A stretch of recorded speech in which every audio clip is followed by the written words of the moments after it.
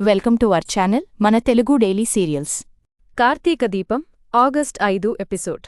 శ్రీధర్ కారణంగానే కోర్టు నోటీసులు వచ్చాయని గంటలోపే తాత ముందు నిరూపించుకున్నాడు కార్తీక్. ఈ క్రమంలోనే శ్రీధర్ మామ బిల్డప్ మామూలుగా సాగదు.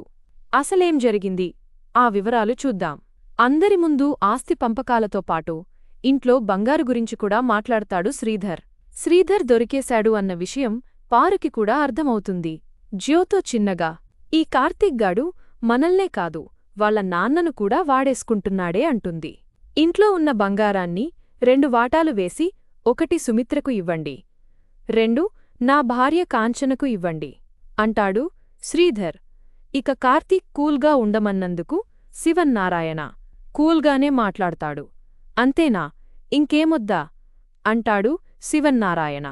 హా, వజ్రాల హారముంది కదా, అది మాత్రం నా భార్య కాంచనకే దక్కాలి. అయినా ఇదంతా ఎప్పుడో జరగాల్సింది. నా కొడుకే ఎన్నోసార్లు ఆపాడు, అందుకే ఈసారి చెప్పకుండా చేసేశాను. ఇప్పుడు చెప్పండి, రిజిస్ట్రేషన్ ఎప్పుడు పెట్టుకుందాం? రిజిస్ట్రేషన్ ఛార్జెస్ కూడా మీరే పెట్టుకోవాలండోయ్. నేనైతే మీకు పెద్దగా టైం ఇవ్వను, ఎల్లుండి ఫ్రీగా ఉంటాను. అప్పుడైతే ఓకే అంటాడు శ్రీధర్. కార్తీక్ నవ్వు ఆపుకుంటూ ఉంటాడు. ఏరా కార్తీక్, నువ్వు ఏమంటావ్ అంటాడు శ్రీధర్. అప్పుడే హా, తాత చెబుతారు అంటాడు కార్తీక్. ఇక శివన్నారాయణ కోపంగా పైకి లేచి, లేరా పైకి, నిన్ను కొట్టినా బుద్ధిరాదు, తిట్టినా బుద్ధిరాదు, గెంటేసినా బుద్ధిరాదు అంటాడు కోపంగా. హలో శివన్నారాయణ గారు, మర్యాద కాంప్రమైజ్ అంటేనే నేను ఇక్కడికి వచ్చాను, లేదంటే కోర్టులో కలిసేవాడ్ని అంటాడు కోపంగా శ్రీధర్ మామ పైకి లేస్తూ. ఇక శ్రీధర్ కోపంగా నిలబడితే శివన్నారాయణ కూల్గా, నీ కొడుకు నిన్ను ఇక్కడికి పిలిపించింది ఈ కోర్టు నోటీసులతో, తనకు తన తల్లికి ఏలాంటి సంబంధం లేదని నీకు చెప్పడానికే అంటూ శాకిస్తాడు. అవునా అంటాడు శ్రీధర్. అవును అంటుంది పారు పొగరుగా. అయినా పర్వాలేదు, నాకు మాత్రం ఆస్తిలో వాటా కావాలి అంటాడు శ్రీధర్ కోపంగా. ఎవరి ఆస్తిలో ఎవరికి వాటా కావాలిరా?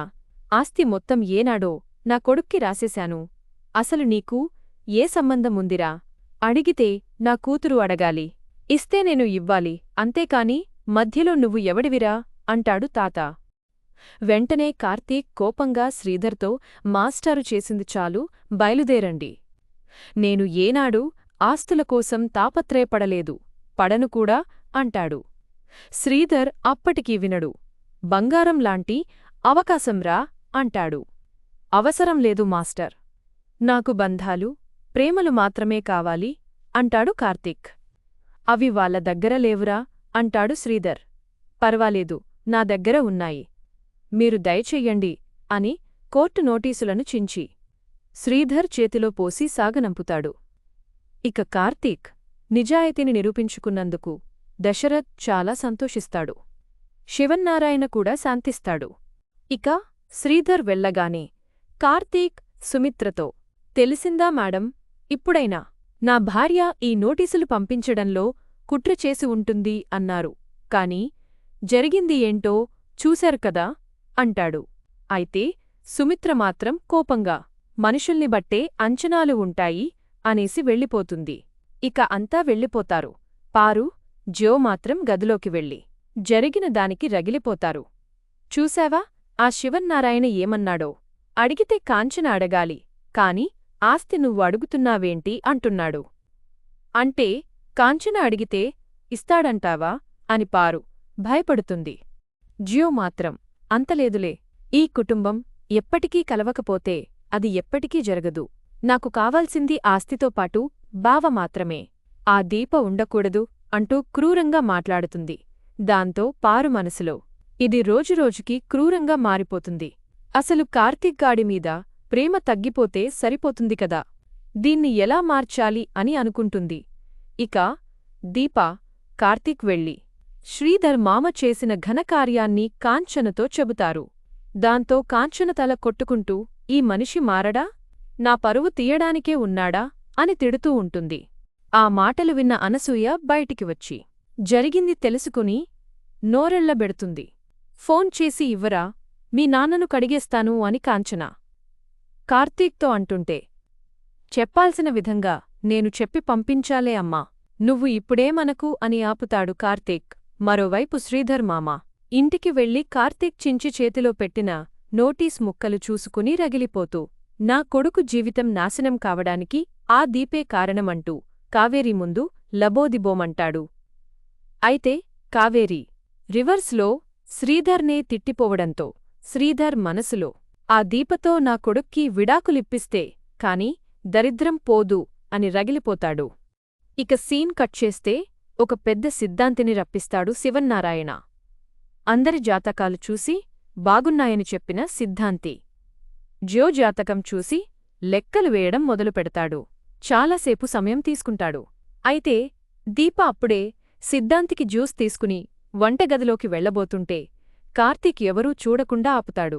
దీప, ఈ సిద్ధాంతి చాలా పవర్ఫుల్ అంట, అన్నీ నిజాలే చెబుతాడట. అందరి జాతకం చెప్పాడు, కాని జ్యోత్స్న జాతకం దగ్గర ఆగిపోయాడు. ఇక్కడే ఉండు వెళ్లకు, అతడు జాతకం చూసే కాదు ముఖం చూసి కూడా చెప్పగలడట అని దీపను పక్కనే ఆపుతాడు. సిద్ధాంతి అంత సమయం తీసుకోవడంతో అనుమానంగా, ఏం జరిగింది గురువుగారు అంటాడు శివన్నారాయణ. మీరు ఇచ్చిన జాతకం గల అమ్మాయికి ఈపాటికే పెళ్లి అయిపోయింది, మీరేమో పెళ్లి గురించి అడుగుతున్నారు అంటాడు సిద్ధాంతి. బిత్తరపోతుంది జ్యో. నిజమే అన్నట్లుగా దీపవైపు చూస్తుంది. అప్పుడే కార్తీక్ చిన్న స్వరంతో, దీపా, జ్యో ముఖం చూడు, చూసావా, నిజమే చెబుతున్నారు ఆయన అంటాడు సంబరంగా. జాతకం సరైనదేనా? ఈ అమ్మాయిదేనా అంటాడు జ్యోని చూపించి సిద్ధాంతి. కరెక్టే అంటుంది సుమిత్ర. ఈ జాతకం కరెక్టైతే నేను చెప్పింది కరెక్టే అంటాడు సిద్ధాంతి. అంతా బిత్తరపోతారు. ఎపిసోడ్ అయిపోయింది. మరి ఈ సిద్ధాంతి జ్యో ముఖం చూసి, ఈమె ఈ ఇంటి వారసురాలు కాదు అని చెబితే అదిరిపోతుంది కదా. దీపను చూసి ఇంకేమంటాడో అనేది కూడా ఉత్కంఠగానే మారింది. మరిన్ని వివరాలు తరువాయి భాగంలో చూద్దాం.